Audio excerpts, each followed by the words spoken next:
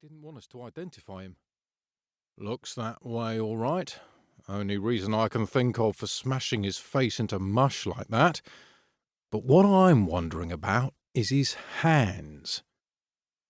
The body in the steamer trunk was male and had dark hair. As for distinguishing features, that was about it. The trunk had been in the water for at least a week. The body had the creamy, greenish tinge of old tapioca. It was mottled with mould and bruises. "Hello there," called a voice through the wintry river haze. The bulky outline of a great-coated man with a doctor's bag came slowly into view. "Dr. Findler," Flint said by way of greeting. "You're a sight for sore eyes." "I might say the same of you," answered Findler through a yawn. "Why have you brought me to this God-forsaken spot?" "See for yourself." Findler was a year or two younger than Flint, and it showed. He was clean-shaven, and his face lacked Flint's ruddiness. Nonetheless, he was capable and well-versed in what he referred to as the dark arts. He had built his life around death, and so neither life nor death held much terror for him. Findler was a strict Darwinian when it came to murder, with little sympathy for the victim who had failed to run fast enough, or picked a fight with the wrong man, or got in the way of a stray bullet. He was unmoved by the contents of the trunk, and peered at them in the way a window shopper might peer into Debenham and Freebody, with the measured curiosity and mild distaste of finding last season's suits still displayed behind the glass. "What can you tell us about him?" said Flint. "Nothing we haven't seen before. I'm tempted to call it a gangland killing. Quasi-professional. Except for one thing." "Which is?" But Flint already knew the answer. "His hands." 3. Back at Scotland Yard, Flint shut himself in his Thameside office to read and reread the scant details he had scribbled in his notebook.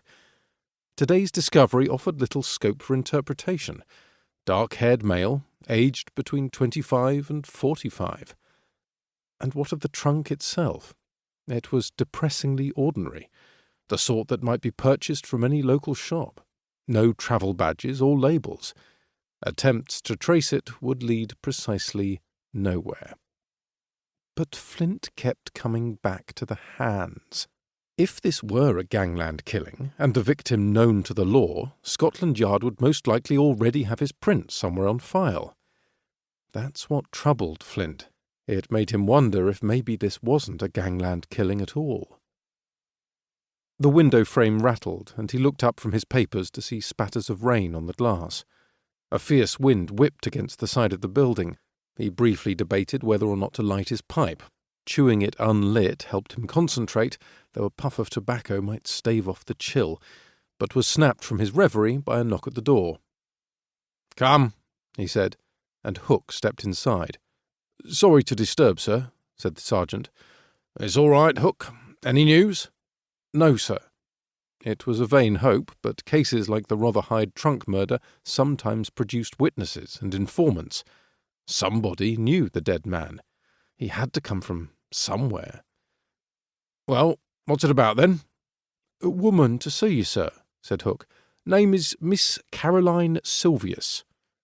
"What does she want?" "Won't talk to me, I'm afraid, sir. Wants you and only you." "Is it to do with the trunk business?" "Don't know, sir." Flint thought for a moment, finally decided to light up his pipe after all, then said, "All right, bring her through, and brew some tea while you're at it." 4. "Inspector Flint?" "That's right. How do you do? Miss Caroline Silvius, is that correct?" "Quite correct." Caroline Silvius's manner was polite but officious.